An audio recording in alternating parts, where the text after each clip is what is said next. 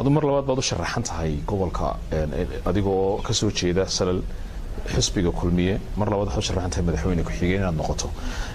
sidoo ay xiriirkada ka dhaxeeya reer salal iyo awdal ee maanta cod aad ugu keeni karto xisbiga kulmiye xiriirkiina adoo ka qiyaas qaadaya horumarka iyo waxaad u qabatay sidoo ay xiriirkiina gudaha Soomaaliland aad buu wanaagsan yahay maanta reer awdal يعني isbedelka horumarka ay ka heleen gobol aydan xisbiga kulmiye maanta xisbiga ku doorsadaan uma muuqdo anaga xiriir aad iyo aad wanaagsan baa deegaankayga dadkan ka soo jeedo anaga dhaxaya runtii waxaan rajaynaynaa maanta haday bariga hore aan tartankii bariga hore madaxweyne oo gobolka ka sharaxnaa aniga madaxweyne ku-xigeenaha maga culays ka badan saarnaa maanta waxaan qabaano cid codkayga basan karta awdal inay jirin maanta dadka qaar ba waxay madaxweyne leeyihiin mar hore 7 sano ay maraysaa imika madaxweyne ku-xigeen baad soo noqotay saad sheegtay intaad qaban kartaan baad qabateen laakiin dhinacii siyaasiga waxaa leeyihiin malaha waxay cabdiraxmaan mudane madaxweyne ku-xigeen waxa ay ahayd inuu raaco madaxweyne siiraayo oo cid kale u baneeyo fikirka nooca maxaad sida aragtaa fikir noocaas oo qof cusub oo reer awdal ama reer salali inuu kaalinta buuxiyo si kastoo loo eegayaba kolay noqoto xataa ardayadii iyagu aan ahayn xagaaga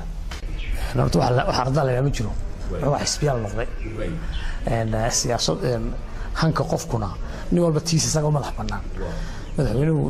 saaxiibkay isaga go'aansaday inuu tartan daba gal marka laba shakhsi la kala dhahay anu dadaan oo ka go'aansaday inaan xisbiga maartaan ka soo baxay maanta inaan mar labaad tartamo xaq dastuuri inuu lahayd markii labaadan xaq dastuuri u lahayd marka taas waa iska waa afkaarda dibadda socotay laakiin anu saddex wax xaq u leh baan abalay gareeyay musharaxnimada inuu ku soo baxay dayma tartanka diyaar baan ahay maalintii baad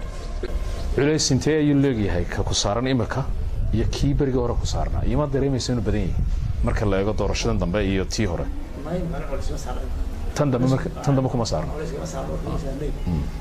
markaas ka culays badeedo culays kama saarno wuxuu saarnay markaas ka culays badeedo marka gobolka madaxweyne haystay anigu madaxweyne mar haas marka culays maanta culays saaran jira maanta anigu madaxweyne ku-xigeenna oo shaqaynaya ayaan musharaxnahay marka madaxweyne ku-xigeen kale oo ila tartamay cusub culays uu hayaa maanta ma jiraan way aan soo qaadano musharaxa madaxweyne ku-xigeenka xisbiga wadani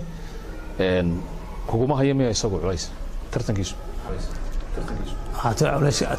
culays la sheego weyn oo kiida madaxweyne shalay uu hayay uma hayade maanta soota maanta madaxweynaha joogay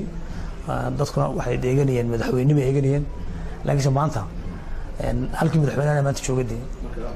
marka maxaad ku salaysay marka madaxweyne aan ka dhaxkala maxaad ku salaysay in aad tiraahid culays kugu ma hayo musharaxa kale ka soo jeeda xisbiga madaxweyne isku dhimaashay maanta laba dhoo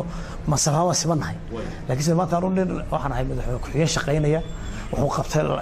wuxuu baxay la arkay wuxuu soo qabtay la arkay yani marka nin cusub oo bulshada aan maanta sidii maanta sidaan la bartay loo gareyn ama raadka aan kulahay awda kulahayn maanta kii uu hayay madaxweyne uma hayay madaxweyne culays garan kartaa laakiin laba masawa isku mid ah marka kalsooni badan baad ku qabtaa inaad aanad culays ka fuulaynin inaad ololeyso adkayso shalay kun la mid ah wuxuu dhoomin ma hadee shalay madaxweynaha joogay madaxweynuhu culayskiisu lahaa laakiin maanta madaxweyne ku-xigeen wali cusub oo gobolka cusub oo dadkiisaba ku cusub oo muddo aan oran karo 30 sano awdal أنا دقائق نلوشي إذا ذكي بدنا نحكي وقولي وما أنت سنة أنت لما كنت ما كنت كده بيسوي سياسة صقري